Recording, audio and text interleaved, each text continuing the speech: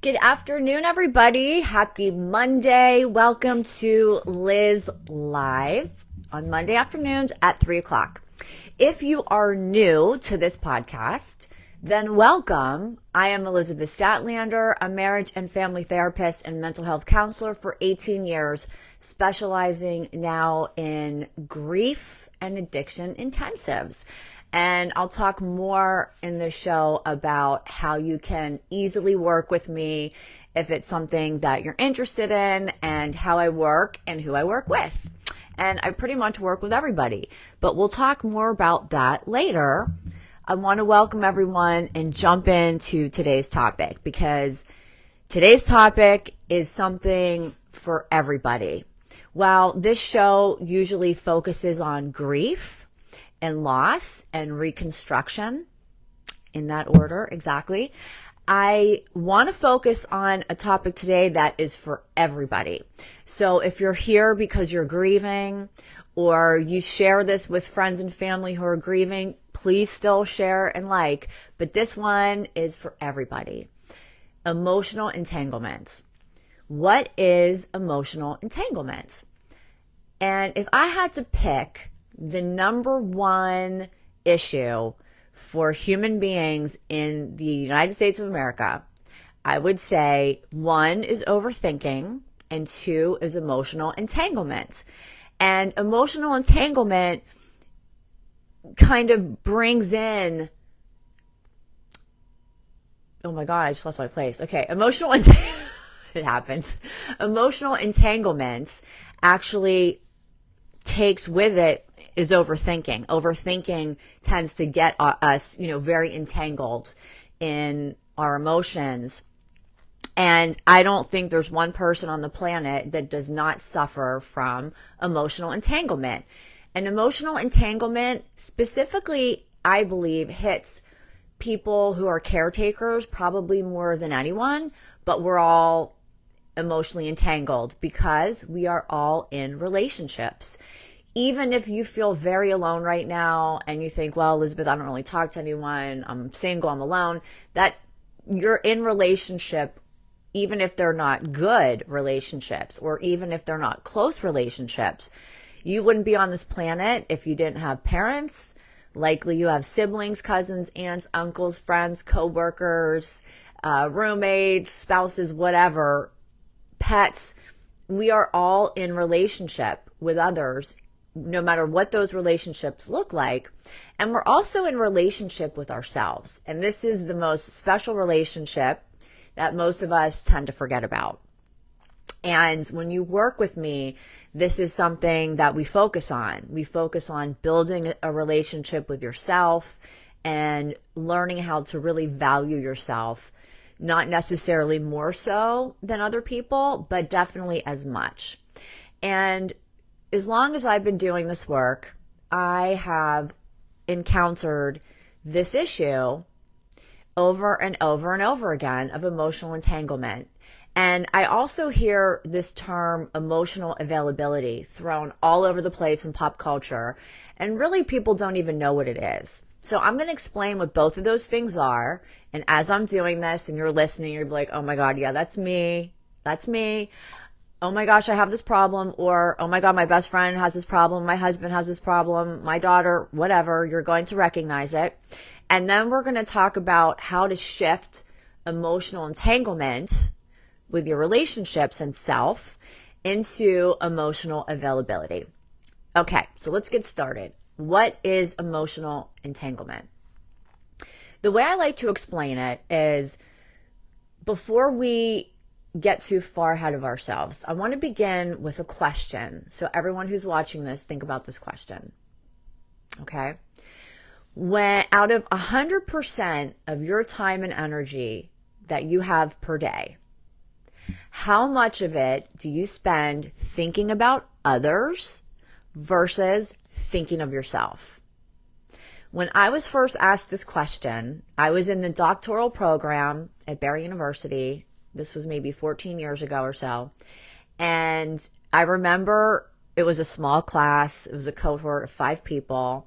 And my professor, who knew each one of us very well and read our private journals and knew a lot about us, went around the room and said, okay, everybody come up with a number from 0 to 100 of the energy you have every day. How much of it are you spending thinking of others, and how much of it are you thinking about yourself? So I remember that question kind of knocked me off my seat. And of course, I thought I had it all figured out. So my answer was 50-50. And my professor, who had been teaching me for 4 years, looked at me and said, Elizabeth, are you sure about that number? And I said, yeah. I mean, I think about myself half the time, and I think I'm very balanced, and I think about others. And he said, well, I would like to correct you, because from what I know about you, you're the one who's always making all the adjustments for other people. You're the one who always goes along with whatever people want to do. And you think of others way more than you think of yourself. And I was stunned because I never thought about it. And in that moment, my whole perspective of the way I live my life and the way I live my relationships out really changed. And after he kind of called me out on that, he said, come back to me with a more realistic number. He said, even the best of us are not thinking 50-50. So I started to I wrote down all my significant relationships on a piece of paper, all my things all my different activities I was involved with. And he went around the room a second time and said, okay, Elizabeth, what's your real number now? And I said, wow, 90% I'm thinking of others, 10% myself. And that was probably a generous answer to myself. And most of us, especially those of us who are in the mental health field, who are counselors, helping professions, doctors, teachers, therapists, PAs, nurses, and those of us who are caretakers of the children, caretakers of a household, we all take care of things to some degree.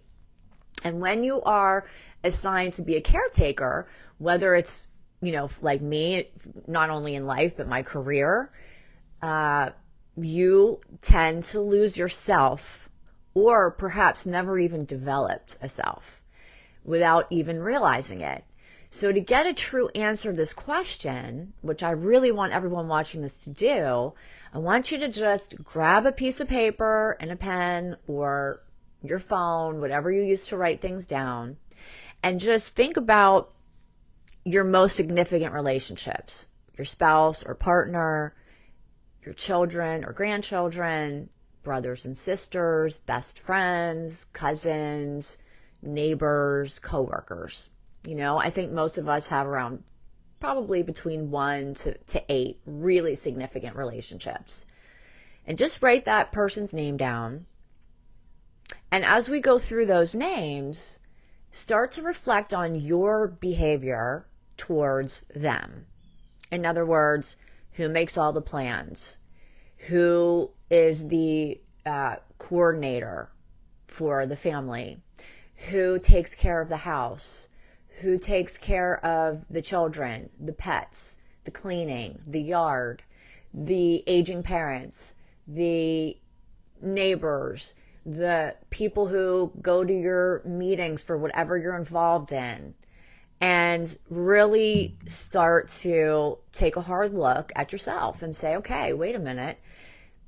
I'm not 50-50. I'm not even probably 30-70. Most people especially who are watching the show, which are people who are caretakers and under stress, will probably have 80 to 90%. The focus is on other people, and very little focus is for the self. Now, underneath all of our relating to other people and all of our actions and behaviors, we are largely motivated by peace and pleasure, right? Most of us, not all of us, some people love chaos, but by and large, most of us want peace and tranquility. And we believe that the only way we can achieve peace and tranquility is by putting other people's needs and wants before us. And this dynamic has been introduced to us through culture, religion, law, society at large. And especially if you're a woman, women who are working and taking care of a home, so they have double responsibility. This is probably going to be maybe even a no 0% about self. I know a lot of women who work full time, are the primary caretaker of children, and a lot of them are single, some of them are married, but by and large, a lot of people are out there on their own, putting everyone else before them. And this is not a bad thing. I tell my clients and myself a lot that, these are beautiful qualities. It's a beautiful quality to be thinking of others first. But what happens is when that dynamic continues forward throughout the decades, which it does, without intervention, we lose ourselves. And one day we wake up and either we're completely burnt out and not able to really do anything, or we wake up and say, wait a minute, my life does not look like I wanted it to. And when we start waking up around 50 or 60, or no matter how old you are, this is important information, but my viewers are between 35 and 65. And so I know who I'm talking to. And when you're working, raising children, building careers, it's very hard in today's world to consider oneself. We have expectations to immediately return texts, immediately return phone calls, follow the rules, follow the laws, please everyone in the household. And that is extremely overwhelming. And I think that's why overthinking becomes such a big problem. And when we're overthinking because we're anxious, because we feel overwhelmed, we will start to become emotionally entangled very quickly. And it's very hard when you recognize all of your emotional entanglements to identify the patterns in the dynamic and then take a few steps back and try to figure out, wait a minute, I want to be available to my loved ones, but I also want to be available to myself. And I need a more balanced life because I am so anxious and overwhelmed and exhausted that I don't even feel connected to myself anymore. And this is the state of being in which most people step into my office. People don't come to see me when things are great. People come to see me when they're can't stop overthinking, racing thoughts, anxiety, depression, overwhelmed, a lot of times, using substances to cope. And of course, specializing in grief. A lot of times when people come to me to grieve their loved one, they're also grieving the relationship dynamic that they had, right? Because usually if somebody, not all the time, but more often than not, if somebody is sick and dying, someone's caretaking for them. And usually those are the people that show up in my office. And not only are they grieving, but they're overwhelmed and exhausted. Emotional entanglement is when we give our energy and our emotions out first. And by the time we realize it, our emotional energy is so tangled up in other people and in other relationships and what they're doing, and is everyone okay with me, and does everyone like me, and am I making everybody happy, and oh my God, oh my goodness, that the self is completely disconnected and people feel really lost. One of the ways that I explain emotional entanglement as a visual, and we're going to work on this a little bit later, I'm going to teach you guys a meditation to start changing this and pulling yourself out of emotional entanglement. Imagine that in your heart space, there is a big green glowing light.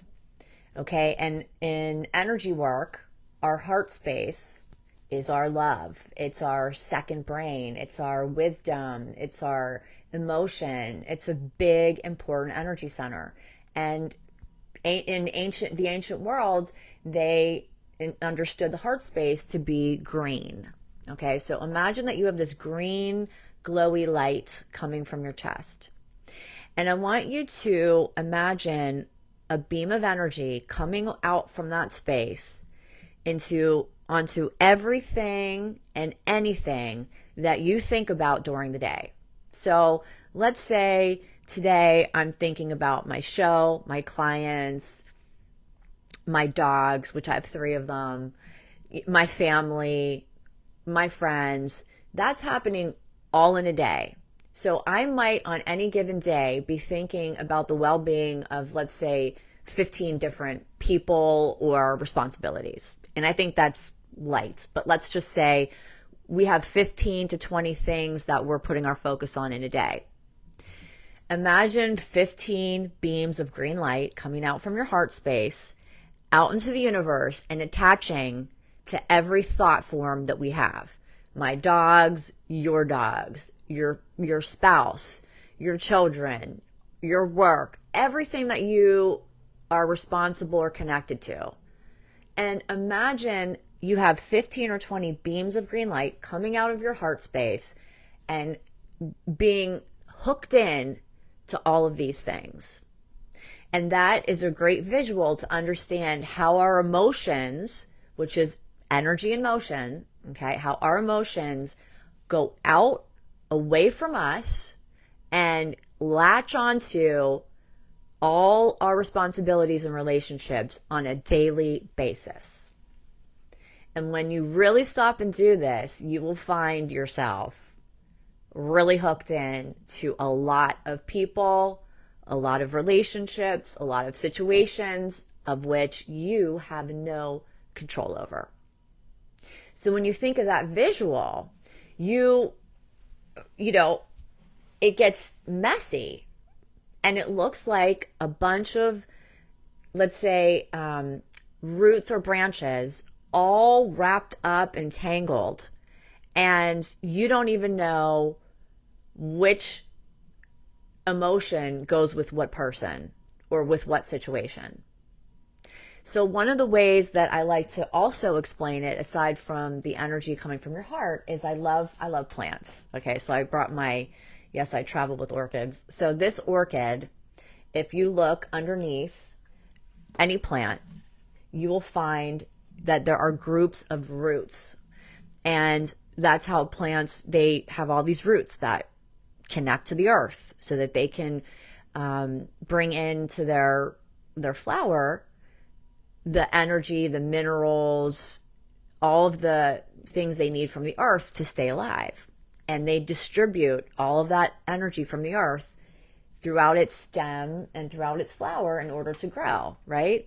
So the species is just the filter, but it's life force energy entering that make these beautiful flowers grow.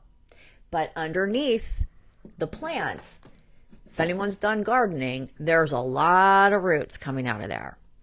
And when we're looking at the roots of anything, we're going to see a lot of entanglement, different growth shooting off this way and that way, and it looks like a mess. And that is what our heart space looks like when we are emotionally entangled in all of these things outside of us. At least for a plant, those messy roots are connected directly to the earth only to bring into the flower exactly what it needs to grow and survive. Human beings were much more complex. So instead of rooting ourselves first and getting what we need like a flower, we have a tendency to go outward. And by looking outward, that's the only way we understand we're separate. That's how we're designed, right? In order to understand oneself as separate from others, we have to notice other things that are not us, other people, places, things, situations, etc. So when your heart is extending itself all the way out to all these people and all these situations, and all day these thoughts are going from the head to the heart and out, back to the head, the heart, and out, head, heart, and out. What's the missing piece? It's the self. And we get so wrapped up and entangled. Our emotions, our heart gets so wrapped up and tangled into all of this exterior stuff that we become a mess, overwhelmed, overthinking, and totally disconnected from our true self. And this is the human state of being. This is really the way our lives are. And if you take it a little bit further, you can think about our smartphones.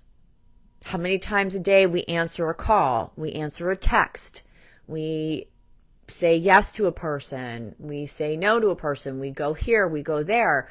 The output of an average person in today's world is pretty heavy compared to, let's say, even 50 years ago, probably even 20. So we are constantly being tugged. Like when you hear this, the saying, oh, it's really pulling on my heartstrings, that's where this saying comes from. Because literally the strings of our heart that are being extended outside of us are pulling us, and they're pulling us outward, not inward. And this is emotional entanglement. A really good example might be like gossip. Okay, everyone knows what gossip is. And everybody hears gossip, right? So when somebody tells you a story about somebody else, not really necessarily based in reality, but based on emotion, oh, did you hear, neighbor so-and-so is, so-and-so, whatever the gossip is. As soon as you hear the story, your mind starts processing the data and your heart starts reacting. Either you might find yourself upset, shocked, happy, however you respond to the story, your emotions are going outside of you into somebody else's life. And this is why I think gossip is so dangerous, because we are putting our energy, our energy that we need to function, into someone else's life that literally has nothing to do with us. And again, human condition. Every time we turn on the news, same thing. Our brain processes what it's seeing, and then the emotions start. We react. We get scared. We get angry. And all of those heartstrings start growing out of our heart space and hooked into what's happening in the world, or what's happening in this country, what political figure saying this, or what's that. And then stories about other people and community, all the way down to our closest relationships of our innermost circle of family and friends.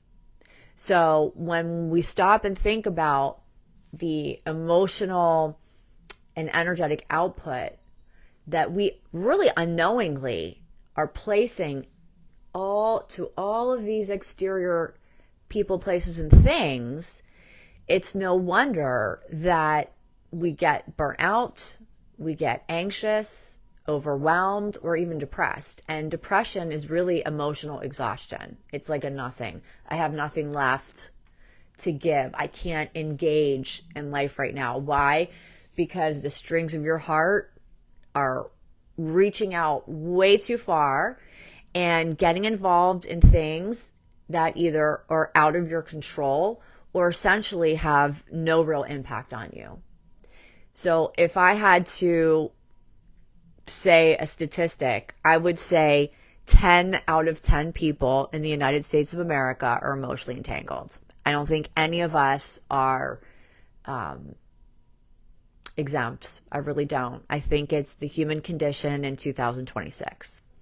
Now, if we take that exterior emotional entanglements and we think about this is our energy that belongs to our body, our physical body, and our soul, our self, our brain, our organs, and we are putting it, lending it out, or giving it out with nothing coming back in. This is what makes us depressed and exhausted.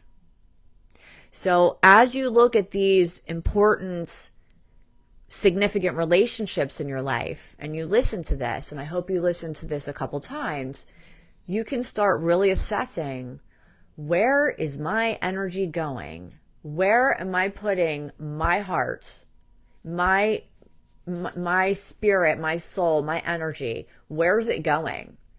And if it's going towards things that are out of your control, or continuously upset you, or continuously hurt you, or make you feel rejected or sad or whatever, it's time to reel those back in. Because like a plant, we need to be rooted in our own lives first before we could really be of assistance to others. And being in a state of ability to really or to really show up for other people, this is really emotional availability. Emotional availability is like this. It's a plant. Okay, I'm bringing my orchid back in. See how each one of these branches these stems are separate, and they are actually tied to a pole to keep them straight. And these 4 branches and stems, they're not tangled. They're clear where they begin and where they end. Very, very clear. This is how we want our heartstrings to look. We want them to be very clear. We want them to be upright, and we want to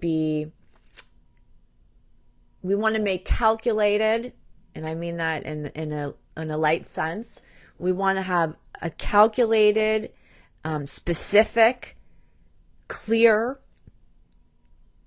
idea and decision of where our energy and emotions go, because our emotions are just energy.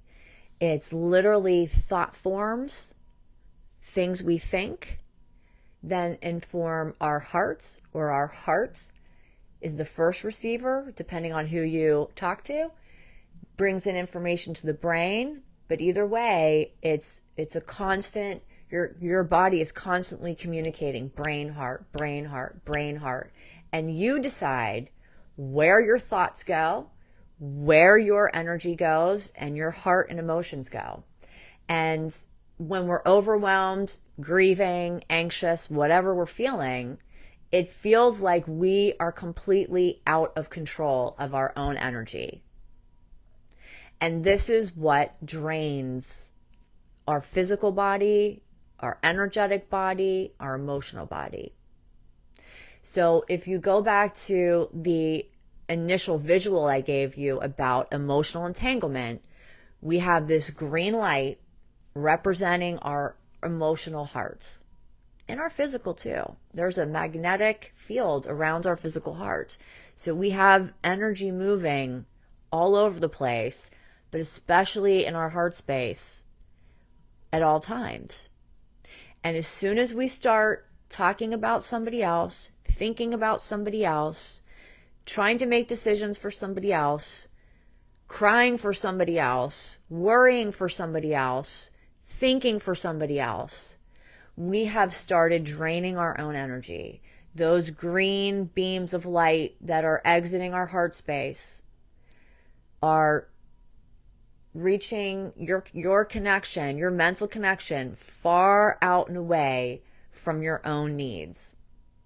So when we think, we tend to think, or we've been conditioned to believe, that when our heart is open for other people, and we want to be there and be helpful and caretake and support other people, we've been conditioned to believe that we must put all of our heart. I mean, think about even in speech, like, give it all the heart you got. Give your whole heart. Put 100% of your heart into it. We've been conditioned this way. And so we naturally will go give our own energy like beams of light out to all of these things in our universe, and then drain our own reservoir of heart and energy for ourselves. And this is what lands people in my office. And the people who are coming to my office are the people who are self-aware. They're the people who have the awareness to say, wait a minute, I am getting tangled up and wrapped up in a lot of my family or my significant other, my children's stuff, and I have nothing left for me. Or I'm so busy during the day giving my attention to everything outside of myself that I get exhausted, anxious, and overwhelmed. So we believe that doing this, that being in action all the time and thinking of others first and doing for others first is emotional availability. Hey, I'm available to whoever needs me. You know, I'm the friend that drops everything for my friends, right? Or I'm the therapist that drops everything for my clients. I lived my life like this until very recently. And when I finally really became aware, which is what I'm hoping that anyone watching this will become aware of, how much of yourself you're giving away and how little you're getting back, you'll be surprised when you really stop and think about it. And the people around us who we are giving our heartstrings to, our energy, our emotion to, our physical time to, are used to that dynamic. When you're caretaking and you're the one that, you know, a lot of people depends on, whether it's in the home, at work, in family, in friendships, whatever, when you're the one, people expect it. And we start to believe that if I don't give out all my energy to all these people who demand it or want it or say they need it, then I am less of a person. This is very common, especially for caretakers and especially for women. I'm not saying men don't have this issue too, because, many do, but it's really common in women. So we're trying to move today from entanglement to availability. So let's talk about emotional availability. I hear this thrown around, this term thrown around in pop culture. Emotionally available? Are you being emotionally available? Does anyone really know what that means? In terms of where I come from as a mental health clinician and relationship clinician, emotional availability is the ability that one has to be present, not act, but the ability that one has to be present with another person's emotions. Really present. That means not judging, not reacting, just listening and giving feedback when asked. It's not taking over someone's life, controlling all their decisions, insisting that they listen to your advice, insisting that, you know, everyone does it your way. That's not emotional availability. That's domination. That's control. When we have the ability to be totally present in a moment with another human being or an animal or a plant or just our surroundings, that's real emotional availability.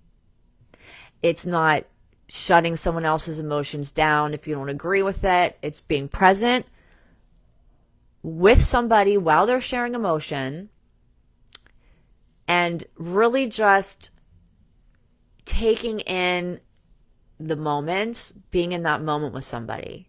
That's actually emotional availability. And then, of course, being able to acknowledge to another person what they are saying to you and make sure you heard them correctly. So, of course, as a therapist, this is something I'm very well trained in, or else I would be not a very good therapist, right? So I've had to learn over 18, 20 years how to be present with so many different people in their hardest, darkest times and not pass judgment, not tell them to be quiet, not tell them, you're making me uncomfortable or you're wrong. I have to just be present. And then when you're truly present with another person, animal, thing, life, when you're truly present, then you can start giving some feedback. Okay, I hear you. Is this what you're saying? right? Make sure you're clear. You're really hearing what somebody says. Most people don't do this. That's why they go to a therapist. Most people, when emotions are high, they react. They think. They don't just listen and be present. So in my view, that's what emotional availability looks like. And I think in real time, it's a gift. Not everybody has emotional availability. Some of us do, but it's a skill that anyone can develop, right? It's being not overthinking, not preparing a response, not thinking about how you're going to respond to someone, not reacting, just being present. That is emotional availability. So you can see what an extreme difference there is between emotional entanglements and emotional availability. And the road to get from emotional entanglement to just emotional availability is a little bit of a journey, because we have to refocus on ourselves, pull all of that light, all of that energy that we put out, we have to call it back into our own heart. So just imagine the visual that we started with. And if you're just tuning in, I'm going to quickly repeat it. To explain emotional entanglements, we're explaining how we give out our own energy and all of our emotion to something outside of the self. So 10 out of 10 humans do this. This is part of life. We know a person, love a person, care about a person. We have many situations and responsibilities that we're dealing with on a daily basis. And when we're thinking of others and thinking about situations, thinking about somebody we lost, thinking about someone we don't like, thinking about someone we love, right? We're giving all of that energy away.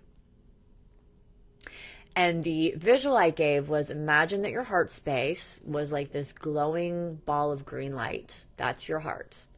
And every time you think about something or feel something about something, even for a second, a beam of green light from your heart reaches out and hooks into that thing, that feeling, that person, and it doesn't come back to you. So if you imagine during just one day how many strings of your heart are going out of you. You know, I heard there's some statistics that say the average person has 60,000 thoughts a day. A day. Now, I don't know if that's accurate or not, but I've read that a few times. Even if it's 1,000, okay, that's a lot of thoughts. And each time we do that, boom, another energetic beam goes from our heart to that thought, that feeling, that person, that situation.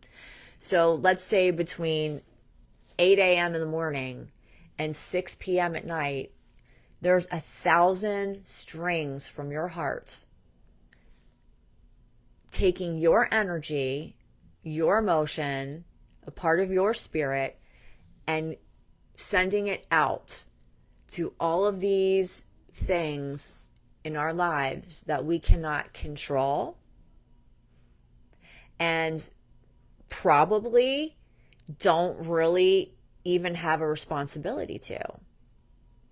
So between the news media and social media and politics, that's just the really outlying stuff. And then our families, our households, our careers, our jobs, our finances, our health, we give a lot of ourselves away. And we don't even realize we're doing it. And before you know it, your brain is going thinking about, what do I say to this person? What do I say to that person? What should I say? What should I do? Where should I go? Should I go to this? Should I not go with this? And my God, it's an entangled mess. So we want to, whoever's watching this, you're emotionally entangled. Me, I'm emotionally entangled. We all are. We can't help it. It's part of this life. It's part of the human being, right? What I'm trying to teach you is, let's be more discerning and let's be more precise about how much we lend out our own hearts to all of these circumstances that maybe don't even have anything to do with us.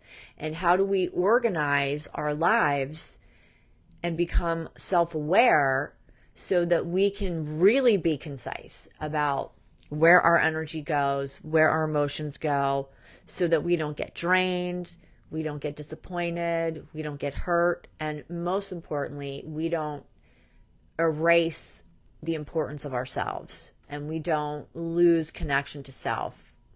And again, this is what ultimately, whether you're grieving, whether you're in a toxic relationship, whether you are, caught up in whatever life circumstances you have, it doesn't really matter what it is. We are all being consumed energetically and emotionally to a very busy world outside of us. And it's not until we become really aware of ourselves and what we're thinking about and who we're thinking about and how often we're thinking about that we can actually reel our own energy back into ourselves. And why this is so important goes back to what I talked about in the beginning of the show. If you look at a plant or a tree, for example, it has tons of roots. I don't know if you've ever looked at the roots of a plant or a tree or, whatever.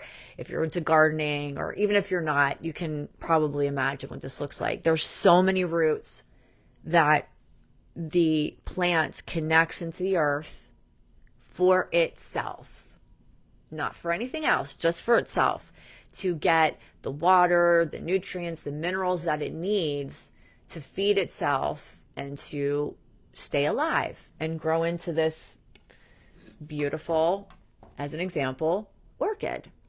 I'm an orchid lover. Orchids have really interesting roots, but we won't get into that now. So the plant understands how to get just exactly what it needs for itself to grow. Whereas human beings often forget about their own roots and send it out and plug it into all these people, places, things, and circumstances, both on an existential level, even down to the very physical of where am I going today? How am I going to get there? What am I doing? How much can I accomplish today? And everything in between. That is what causes all of that emotional entanglement, because we are conditioned to put our roots not into the ground, but out into the universe. And we tend to depend on other people's reactions, opinions, thoughts, behaviors, etc., to signal to us whether we feel that we're acceptable, worthy, and on the right track. This is emotional entanglement. And all of us are part of this. If you are alive, you are emotionally entangled on some level. And what we're focusing on today, and the main message today is, let's call back in all of those roots of light and energy and emotion that we put outside, and let's remember ourselves. Because caretakers, heads of households, busy people especially, are draining themselves by, in totally unawares that they are extending themselves into so many things. There's nothing left for the self.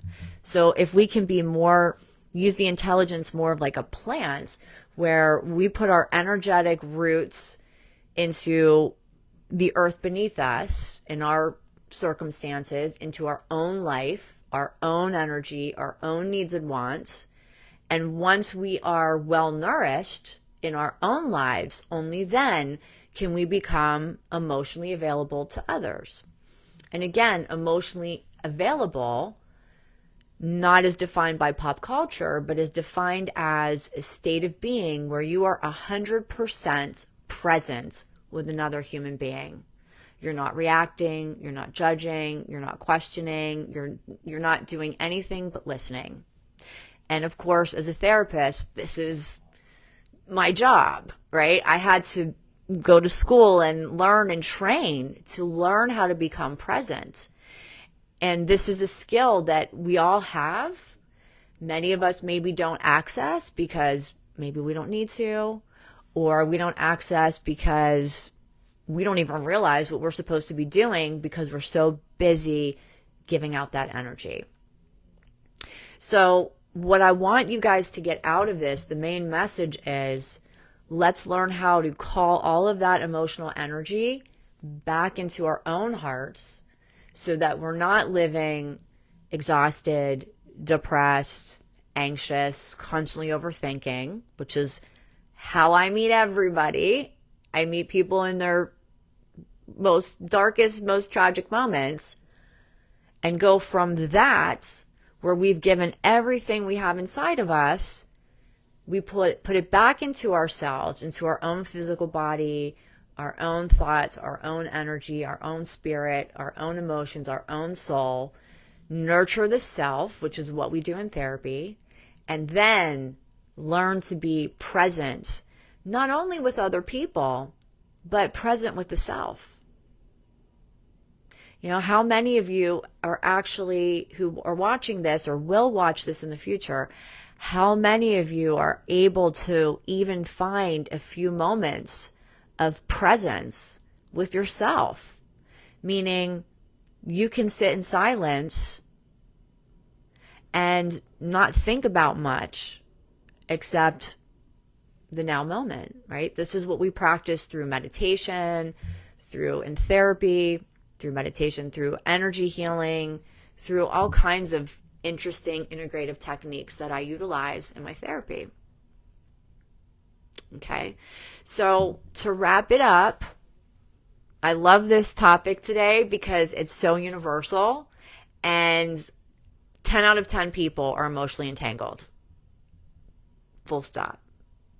If you are alive and breathing, you are emotionally entangled to some degree. And when you take a few steps back and you make that list of the most significant relationships you're involved in and the most significant places where you put your time and energy. So it could be your work, your studies, your hobbies, wherever and whatever you give your time and energy to. And that involves people too. You have this sheet of paper that you can work off of where, okay, these are the 5 people that I interact with the most.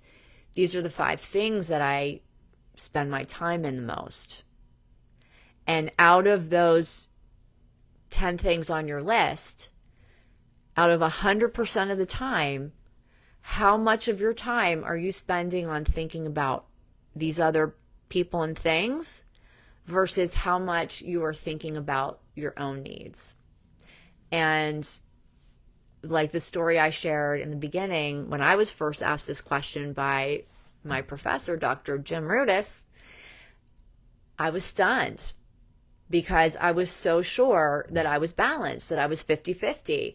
And thank God he knows me so well. And he said, come on, Elizabeth, that's not accurate. You're the one doing all the adjusting for everybody else. There's no way you're 50-50. And I was a little offended when he said that to me, but he was right. And from there, when we learn how to get out of emotional entanglement in therapy, we're learning boundaries. We're learning how to set boundaries, how to reorganize. And yes, you can actually learn how to organize your own thoughts and emotions. Not easy, but possible. And when you gain this skill, it's quite peaceful. When you gain this skill, you learn that the safest place in the world is inside of yourself, with you. That it's not dependent on other people or other people's opinions or thoughts about you. It's not defined necessarily by your work, although that's such a big part of our identity. Ultimately, the very peaceful place we can find when we become truly emotionally available is we learn that our own self, being present with the self, is truly where we are safest. And when that becomes your truth and your reality, life can't shake you that much because you are so well rooted in yourself. So if you're finding yourself very emotionally entangled, which likely anybody watching this will be, and if you're grieving or bereaved, it's going to triple the effects. So if you're one of these people going through this, which is probably everybody, and you want to learn how to become more emotionally available and present with yourself, with your relationships, with your work, with your passions, all you have to do is call me. My phone number is both on my website and on my social media, both on Facebook, Instagram, and YouTube. My website is upliftmeliz.com. Just like it sounds, upliftmeliz.com. And you can send me an email, or I really prefer if you would send me a text message with your name and your situation and what you're looking to accomplish in therapy, or just say, hey, Liz, I want a consultation, and I will get back to you as soon as I possibly can. So I want to close with a very brief meditation that you can come back to over and over again. And you can do this probably in a minute and intervene in that constant anxiety and overthinking and giving away all of our energy, which we all do in order to survive. So I want everyone to close your eyes if you can and take a nice deep breath through your nose and out of the mouth. And when we do that, breathing in through the nose, out through the mouth, we immediately are starting to relax our vagus nerve, which is a very important part of our nervous system. So just take a deep breath, close your eyes, and focus on your heart space. Just the center of your chest, doesn't have to be anywhere in particular. And just take another breath into your heart space. And as you breathe into your heart space, I want you to imagine that there's this beautiful, vibrant, glowing green light coming from your chest and your heart space. And this light represents all the love, all the emotion that you have to give, which is really endless. So it's this infinite, glowing green light. And I want you to think about 10 relationships and or situations that you are currently in, and just think of something that symbolizes those people and situations. It could be, what they look like, where they are located. And as you pick these 10 people, places, and things, I want you to feel the awareness of your heart space sending out an energy cord or stream of that green light over to that people, place, or thing and attach to it.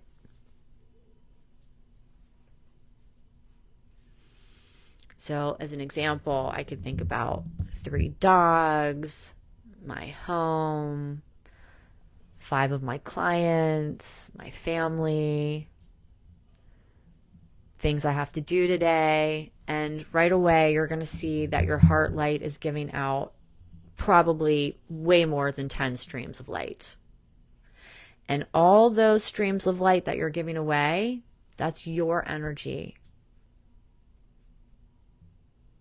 So just keep your awareness on your heart space and these attachments.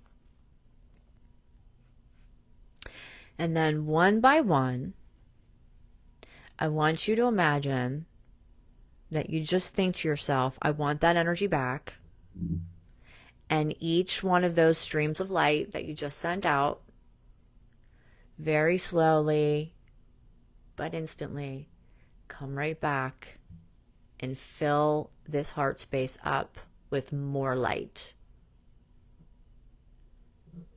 So we go from maybe 10 or 15 or 20 attachments from our heart that are out, and we're calling each one of those light streams back. And every time you go through and call one back, you feel more and more vitality, more and more love, more and more peace. And by the time that you call back all these streams of energy, your heart space feels alive. It's got passion, it's got aliveness, it's filled, it's peaceful. And just take a breath into it and know that is your heart and your energy. And it belongs to you.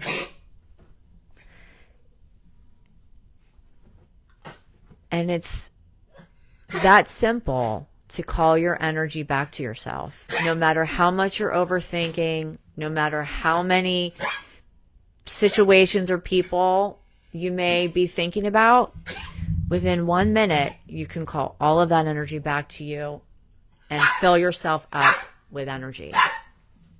And I'm sorry that my dog, who has laryngitis, is ruining the meditation, please. So you can open your eyes now, and you can use this green light, this green heart light meditation as often as you want. And again, if you'd like to work more deeply with me, upliftmeliz.com. Please follow me on YouTube, Instagram, and Facebook so that you don't miss any of the wonderful advice that's free that I put out about love and loss and grief. And please like and share this video. Send it to somebody that you love and that you know is maybe overwhelmed or going through a lot. Send this video to them.